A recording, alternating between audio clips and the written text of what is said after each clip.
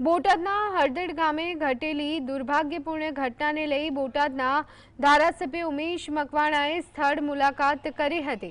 ઉમેશ મકવાણાએ કહ્યું કે હળદડ ગામના ખેડૂતો અને આગેવાનોને ઘરમાંથી બહાર કાઢી અને માર મારવાની ઘટનાને વખોડી હતી। તેમણે આક્ષેપ કર્યો હતો કે હળવદ ગામ અને સમગ્ર બોટાદ જિલ્લાને બદનામ કરવા માટે સુનિયોજિત કાવતરું રચવામાં આવ્યું છે।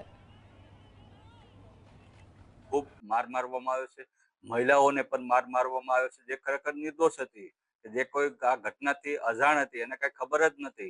એને પણ હું સખત શબ્દોમાં વખોડી રહ્યો છું। દરેકને હું આજે મળ્યો છું। બહુ માર મારવામાં આવ્યો છે પોલીસ દ્વારા। બોટાદના ખેડૂતોને બદનામ કરવા માટેનું કાવતરું છે। હળદરના મારા ગામજનોને બદનામ કરવાનું આ આખું સુનિયોજિત કાવતરું ઘડવામાં આવ્યું છે।